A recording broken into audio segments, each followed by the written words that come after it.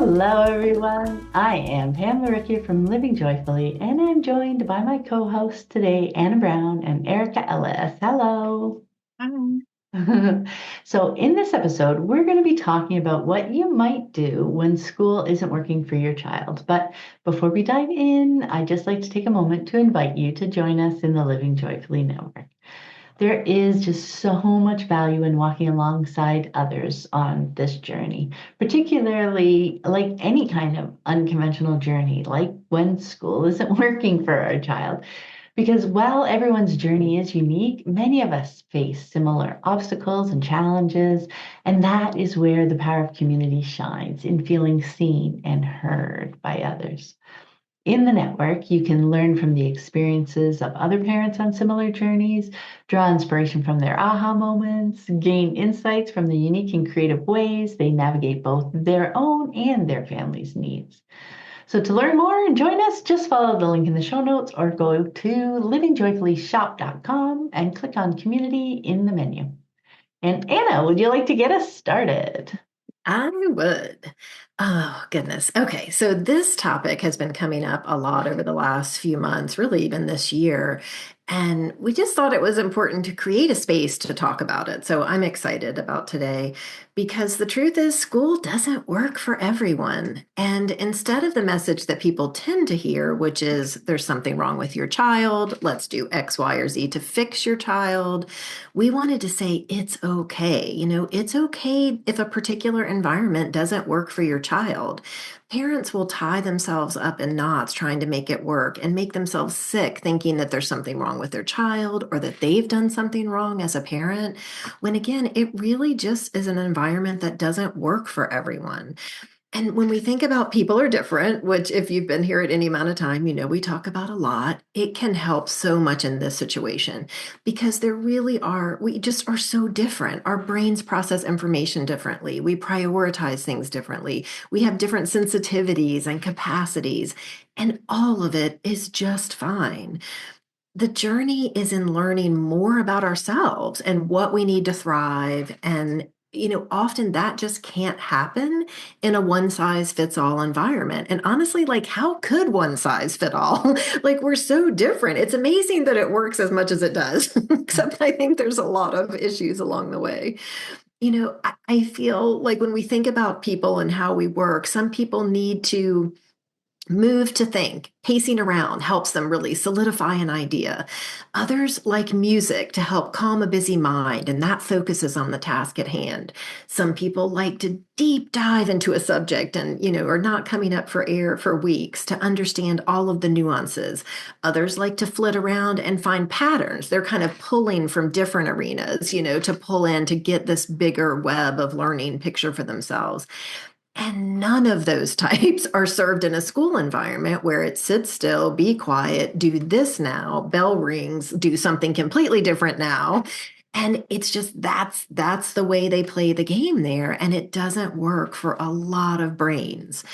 And as soon as we turn kind of a discerning eye to it, we can see why they need to do it that way, right? It often boils down to crowd management. And this is not about teachers. Teachers are incredible. They're devoting their lives to creating a wonderful environment, but it just can't meet the needs of all children. I mean, it just can't. And so we see then that it's not about something being wrong with our child, but it's more about what our particular child needs to thrive and learn, just might not be able to happen in a traditional school environment. So the good news, there are options, right? Whether it's an alternative school that maybe can address particular needs of a child or homeschooling or unschooling, there are so many different ways to find what works. Because we're learning creatures in a safe, affirming environment, we have almost an unlimited capacity to learn. And here we talk a lot about unschooling because it is what worked for our families. And I do believe it provides a great environment for us to learn more about ourselves and what we need to thrive. And then with that knowledge, we can take that into all sorts of environments and find our own unique path. And so I guess I feel passionate about this particular thing because I just, we've met so many parents along the way on the network and in other realms that just it just feels so terrible. And I just want them to know that there's nothing wrong with a child that doesn't fit into traditional school. Seeing children shine for being exactly who they are is a beautiful gift that changes that child. And honestly, it changes us too. And I'm going to even say the world. So I'm kind of passionate about this, you do.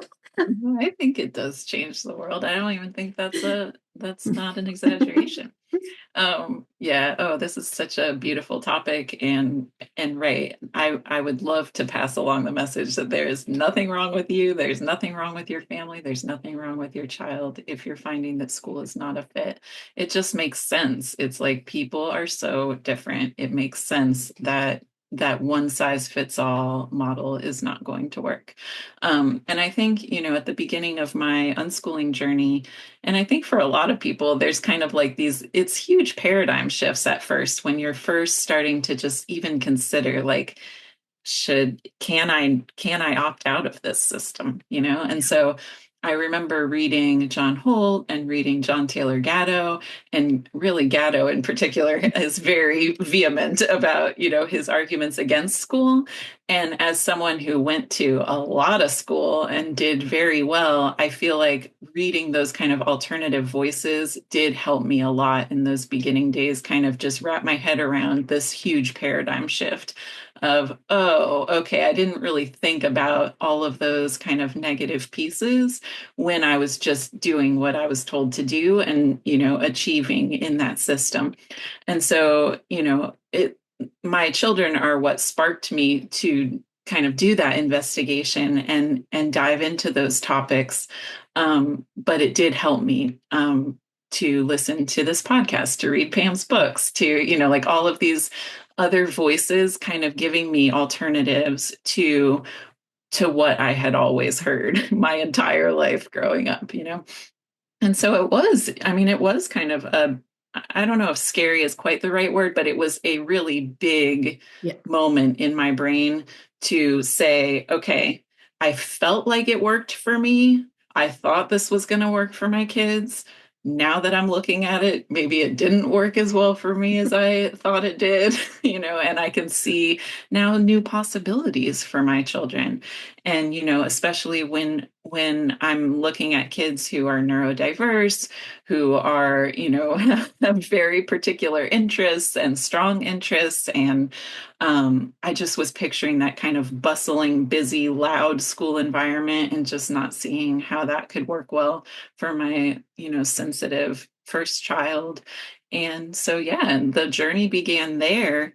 But it is fun to know how many options there are. And to me, like the way that I view unschooling is it's like we have every option now. Like if they do want to go back to school, that's okay too.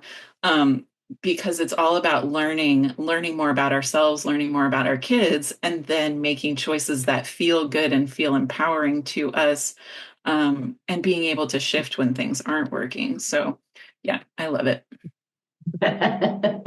Yes, love it, love it. And I think that is kind of a place that we get to too, in that, at first, like I didn't even know it was a choice. So I mean, for me, that was one of the reasons way back when I started writing and sharing a little bit more online, it was like just so the people knew it was a choice. Like that was an aha moment, mind blown. Like, oh, they don't have to go to school. I was just doing the calculations 23 years ago. 23 years ago, yeah. So it is so interesting when you can recognize, oh, it is a choice. It doesn't have to be that way. And then you can get to that place of learning, like you said, Erica, that these other choices are valid too, that it's not like a failure. I failed because this environment doesn't fit for my kids. And a lot of the messaging still is around fixing the kids and getting the kids ready so that they are ready to fit into this environment, etc. But yes, there's more and more voices now, and it's much more well known that like these are options and these don't work for each one doesn't work for everybody, you know?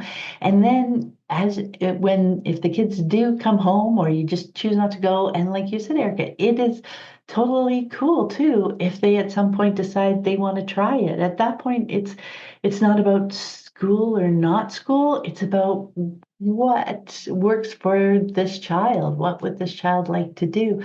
What things do they want to try? Like having that, I always like to think of learning as like a big buffet table. And school's a plate on the table there. That is a choice you can make. But before I learned about this, before my mind was blown, it was like the only plate on the table. That's all I knew, right? But now there's so many plates. There is truly a buffet there. And it becomes like you're less tied to a particular choice, and it's more about helping each person, us included, because we don't stop learning just because we're adults, right? Seeing what choice we want to make in this moment and trying it out and knowing that we still have choice, like that we can try something, and if it doesn't, we're not getting out of it what we thought we were going to get out of it, or we did for a while and now it's no longer working, that's totally okay. We can change our mind, or we can say that's enough of that dish, whatever it is. It comes back to our choices, right? And I came to that understanding and realization for my kids through learning that school was a choice, and coming to the point to see that when school's not working, it's not about blaming like the child and needing to fix the child. It's like, oh, this environment, like you said, Anna, is like set up this way because it's efficient, effective, whatever. And teachers are doing their best with the environment as it is, and stretching it. When my kids went to school, we had like teachers that worked with us, etc. But still, there's only so much they can do, right? There's the constrained environment of these are the hours, these are how many kids are in a class, all those pieces. So it really was for me just getting through that initial tendency to blame or to feel like it was a failure to move away from it, and to recognize that buffet table that's really there, and that those choices all have value, more or less, just depending on the person who's at the table trying to decide what they want to partake of in this moment. I love that because I feel like it's an empowering place, right? To realize that it's a choice and we get to choose, because I think environments that are big systems like that, I think of medical systems, but also the school system, they drive off of a sense of urgency, right? And so it's very much like you have to do it this way. There's one way and you've got to do it and you've got to do it now, or there's going to be dire consequences. So there's a lot of language that comes at parents that feels very intense and scary. If you don't do this, it'll never happen, this type of thing. And that's what's so valuable about the network, but also these podcasts, but, other environments as well. But in the network, you see all of these children that have learned to read and that are, pursuing their passions and that are doing all these different things that did not follow that one very narrow course that school lays out. And so it can help you build confidence. And that's, looking more externally, because I would also say just look at your child, because look at what kids learn without any help at all, and maybe not any help, but facilitation, but learning to walk, learning to talk, all the things that happen before school even comes into the picture, and just ground into, okay, this is this unique child in front of me. Look at how much they love this thing. And especially, and I love that you mentioned neurodiversity, because, if you have a child that's deep diving into this passion about dinosaurs or trains or something that they love, you see the learning that's happening. It just doesn't happen to be fitting into what they need at school. It's not as, across these multiple things. But what we talk about in the network, and what, being around other people that are living this lifestyle can help you see, is the web that's coming out from those individual interests. The web of learning that child's creating as they're understanding where the trains go and how the trains are built and who's running the trains and all the things. And then it's like, yeah, that is actually actually what learning is. So yes, in a school environment, they need to make it what's the word, like conform. They need to make it, a system that they can plug people into. But we have the ability in our individual families to create the environment where we each can thrive. And I think even if you just take a minute to think about just the people in your immediate family, look at the differences there. I think that again will help you go, oh yeah, because I can think about my husband's a very kind of tactile, experiential learner, and he's brilliant, but it's different than me. I like to read, I like to take in information that way. I'm not really an auditory learner. Okay. And then I look at this daughter and she learns this way, and this daughter, I'm just like, oh, okay. There's so many ways that we can learn and move through the world. And I don't know, I think as soon as you recognize that choice, like you said, Pam, it just opens up everything. Yeah, I love that you mentioned that about this kind of, it's like individualized versus standardized. And I think Yes. even in school, they want it to be individualized if it could be, like that would be Yeah. the dream, but it's just not feasible. Yeah. There's too many kids, not enough, like you just can't make everything individualized for every kid.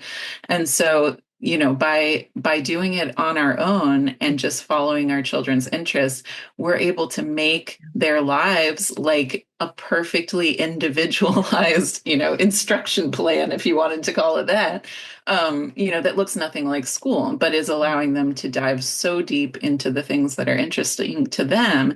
And I know, on the podcast in the past, we've talked about learning and school learning and, natural learning and stuff. And in school, they're really pulling the skills out away from the context. And so that's something that is hard for many children. If you growing up felt like math is so hard and doesn't make sense, it's probably because in school it's completely divorced from any reason to do it, and any kind of context at all. And so what's great about taking the learning out of school is that then context is everything. If there's a reason to learn something, then they learn it. There's a reason to read, which there is in every field. There's a reason to want to read, and so then they want to read and they learn how to read. And so I've seen that happen over and over again with other children that I know as well. And just the feeling that I have from watching my children get to these big learning moments in their own way, in a way that like they have ownership of that. It's just so amazing and beautiful, that my kids feel like I don't think they would say they taught themselves to read, because the word taught doesn't really even make sense, but it's like they did that themselves. They know how to read because they figured out how to read. And of course, I have played a big role in it, but that's not what they remember. They remember that they figured it out, and it was at the time that it made sense to them. And so, when you're coming out of the school environment or starting to question school, it might be those things like, but what about math? And what about the reading? And I don't know, my child isn't, meeting these benchmarks, and how are they going to do it? And so it really is just a complete paradigm shift to be like, there's plenty of time. People don't need to learn things on the same timetable. Following our interests is a path towards learning these underlying skills that will be necessary, just for anything that you want to do in life. And learning them with that context makes it so much easier to learn. Yeah, I love that piece, because I think when we can recognize that school isn't working for a child, and even like look for alternative ways, choose homeschooling, choose unschooling, etc. But like you're saying, so much of that journey away is our work to do, our paradigm shifts, because like school can often be so ingrained for us. So even if we take our kid out, we can be looking for learning that looks like school learning. We can be looking for progress that looks like school progress, because learning in school feels so like linear, so step by step by step. And learning just in action really doesn't look that way. It can look like sponging, soaking up like a whole bunch, and then looking stagnant for a while as it kind of processes in the background, kind of builds our web of understanding, our connections, like that context, etc. Or the challenge, like something's hard right now, it's just not clicking right now, and then maybe just moving on to something else, and then we were, oh, but the next step is this, and the next step is this. So, and and you'll see them get there, but it will look so different. It can come from somewhere different and then just zoom up and soak it up. It can be months and months and months, and then all of a sudden, and then a whole bunch, so it really doesn't look like school learning, and marks go up and down, and people have good, easy seasons and harder seasons at school. So it's not so much that it fits with everybody, but it is the way it kind of needs to be presented, because we have so many days and we have so many topics that we have to cover. So it gets chunked out that way very linearly. And, we have a big group of kids, so math does look like worksheets. It doesn't look like how we use numbers out in the world, because we don't have a lot of time to create those situations, but we can create worksheets where you can practice those skills. So it is that shift for us. So not only not maybe choosing not to send our kids to school, but also then it comes to understanding that, oh, like the way we thought learning looked, the way it looks in school, the way it's marked and graded in school, etc., looks really different. Like when we take out the school environment, or take the child out of the school environment, we need to also take all the school think and school lenses that we're using, and find new ones. Because when we look to our child and we engage with our child and we watch them in action, we see this learning in action, and it's not that it's not happening, it just looks very different. So sometimes we can, I remember like people fresh from bringing their kids home, and they're like, they're not learning anything. And you're like, bless you. Yes, I know it doesn't look like they're learning anything, but that's because you've got your school glasses on and you're only looking for learning that looks like learning does in school. But actually, you know what? If you try to take those off and just so what are they doing? And helping them recognize the learning that's happening. It just doesn't happen to look that way. It's so fun. It is. And I think looking at ourselves, I loved that you said, Erica, you even took the lens looking back at your own journey because you were super successful in school. And so most people from the outside would say it worked for you, but you were able to look at it and go, oh, but it's interesting because it reminds me of a story with my dad, who was an engineer and he did well in school and graduate work and all the things.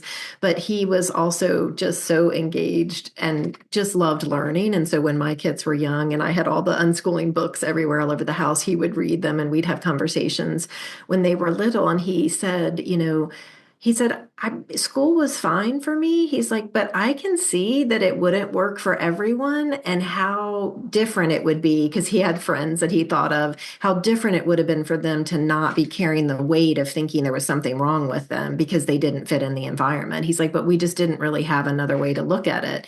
And so I loved that he could recognize that, because again, it some people do fine, but others don't, and there's nothing wrong with them. Those are brilliant minds that just look at things in a different way. And that linear path, I mean, it's more narrow regardless. I think people that even do well at the linear path, it's fine. But if they were to stay there, their life would be a little bit kind of boring. But I think they take it and then they move beyond it, especially after school. But there's some kids that just want to, from the beginning, look at things differently and take information in differently. And so allowing that context and things to make sense and having conversations and really understanding how our brain works is just so valuable. And so what I would love for people that are thinking about this is to get excited, be like, wait a minute. Okay, this thing that I'm looking at maybe has judged as a failure or something's wrong.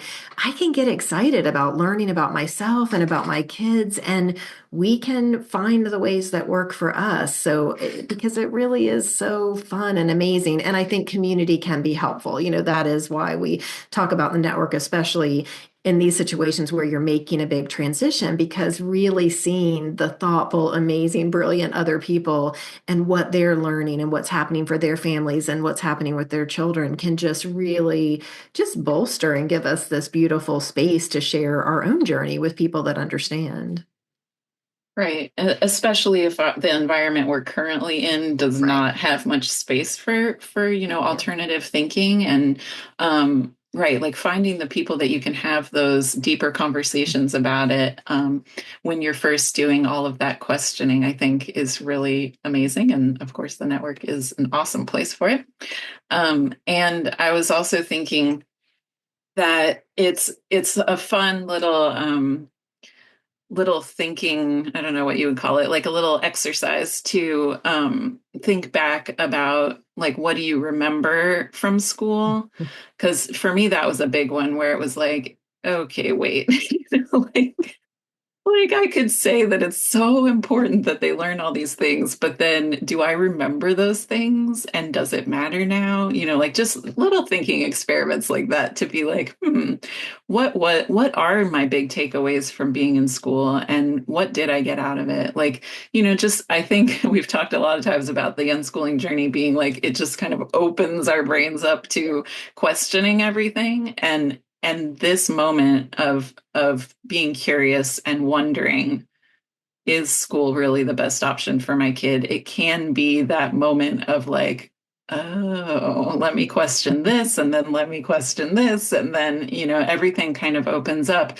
And what I've found is that in the meantime the kids just keep on living their best life, and because they already know what they want to do. And so if we can support them in the things that they really love to do, and then we see that, okay, when they're really having fun, they're learning a whole lot.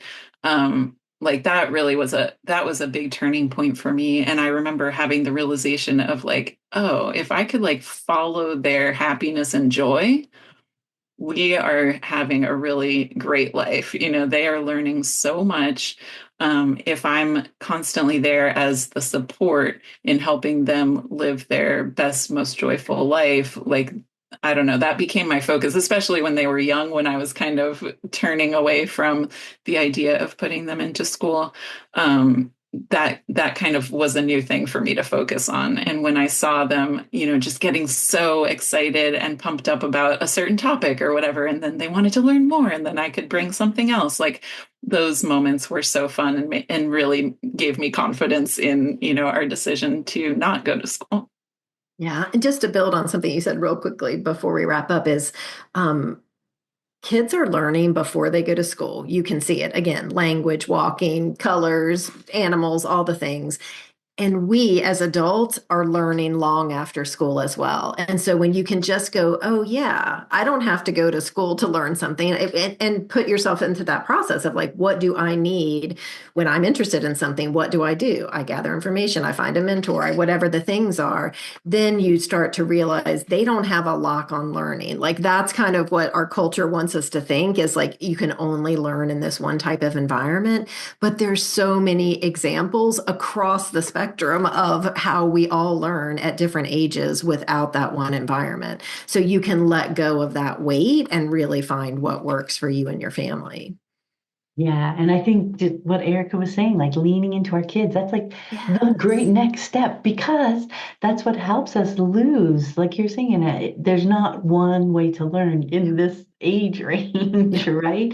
Like you're recognizing that we do it before and we do it after, and then leaning into seeing our kids doing it to help us realize and recognize how much learning happens even without school. So, like I was talking about earlier, that kind of looking for learning to look like school, we don't need it. And when we lean in and watch our kids, like you said, they have their interests. They're like thrilled to have the time now to dive deeper into things if they're leaving school. And it's just beautiful to watch and just helps us shift and really open up what we think, what we realize learning looks like. And it's just so beautiful and fun. I had Okay. one. Can I Oh, do yeah, one more yeah. thought? I just was thinking maybe we could also put a few links in the show notes to like a few deschooling episodes, because that word deschooling is what Yeah. we use to describe like that process of getting rid of Yeah. some of those school thoughts. So that might be a good next step as well. Yeah, yes, we will put those in the show notes. That's awesome. Thank you. And thank you so much to both of you. What a very fun conversation. And as we mentioned, we invite you to join us in the Living Joyfully Network to dive into these kinds of conversations anytime with other kind and thoughtful parents. And we are very excited to welcome you. To learn more and join us, just follow the link in those show notes or go to livingjoyfullyshop.com and click on community in the menu. Wishing everyone a very lovely day. Bye. Bye.